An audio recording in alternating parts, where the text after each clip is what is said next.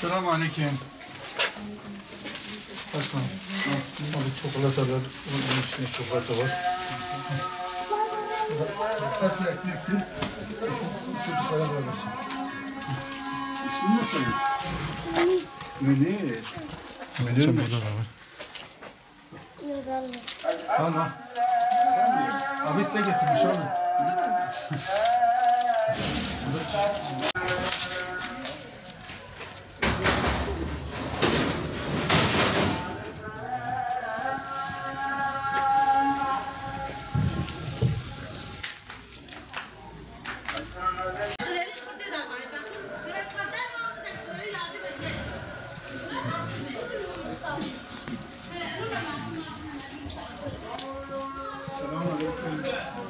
Kızım gel. Gel gel. Senin adın ne? Ahmet. Nasılsın Ahmet? İyisin? Sayın Başkanım hoş gelmişsiniz, sefa getirmişsiniz. Allah hayrınızı kabul etsin. Diyarbakır olarak biz de inşallah Umut Kervan'ı çalışmalarımızı durmadan devam ediyoruz. Başkanım Allah razı olsun, teşekkür ederiz. Umut Kervanı olarak ilk günümüzü Diyarbakır'da geçirdik. Afganistan'a acil yardım programı için gelmiştik, televizyonda program için. Gerçekten de sahabeler şehri olan Diyarbakır'ın bereketini gördük. Programımız çok feyizli, çok bereketli geçti. Afganistan bizim için kardeşlerimizin oradaki o zor durumundan dolayı inşallah biz onlara her zaman elimizi uzatacağız. Ama gördük ki çalışmalarımızda özellikle Diyarbakır'ın ücra köşelerinde tespit etmiş olduğumuz o aileler gerçekten de zor durumdaydılar.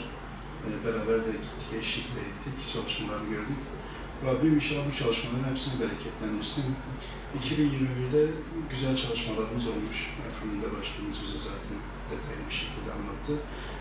Ancak 2022'de Afganistan'daki kardeşlerimize yardımla beraber başladık. İnşallah Diyarbakır'daki ve özellikle Diyarbakır'ın öncülük ettiği 3. bölgedeki tüm illerimizden Umut Kervan bütün çalışmalarımızı en güzel bir şekilde yapacağız. Yıllık programımızı çıkarmışız, ona beraber istişare de etmişiz. Allah-u Teala hayırlara vesile kılsın. Sizlere çok teşekkür ediyoruz. Sizin nezdinizde de tüm gönüllerimize bir ekip çalışmasıdır. Allah-u Teala o gönüllerimizin de inşallah ecrini kat versin. Bismillahirrahmanirrahim.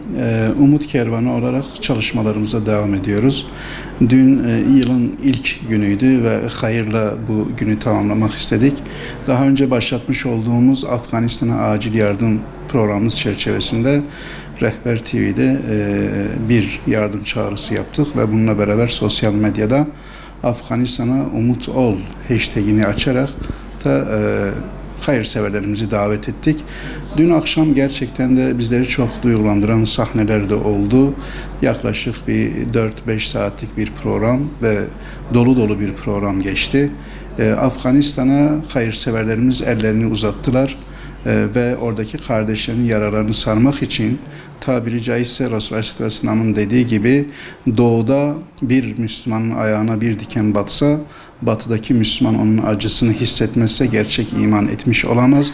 Buradaki Müslüman kardeşlerimiz orada kardeşlerimizin ayağına batan dikenin acısını yüreklerinde hissettiler.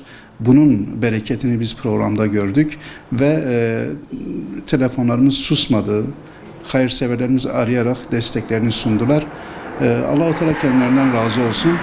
Gelmiş olduğumuz bu ilk günde geldik, Umut Kervanımızı da ziyaret ettik. Diyarbakır'da Umut Kervanımız gerçekten de dolu hizmetlerle halkımızın ihtiyaçlarını giderme noktasında üzerine düşeni hem başkanları hem başkan yardımcıları hem de yönetim olarak ve bununla beraber üyeleriyle beraber çok güzel çalışmalar yapıyorlar.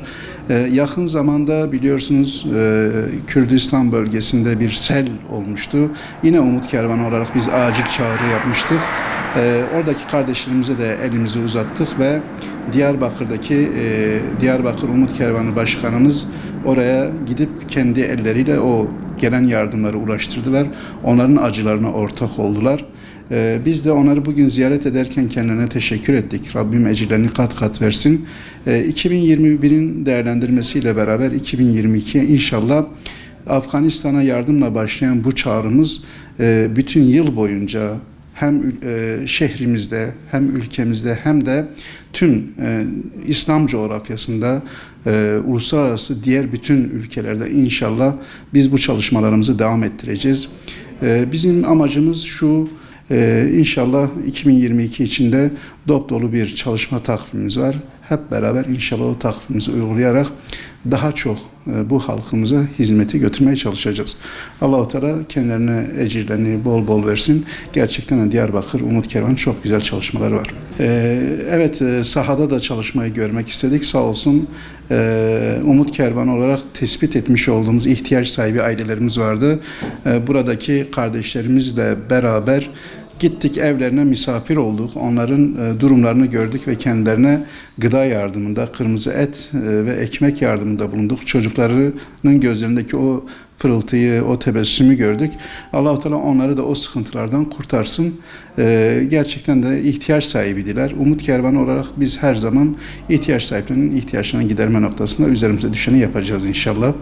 Sahada da çok güzel çalışmaları var inşallah.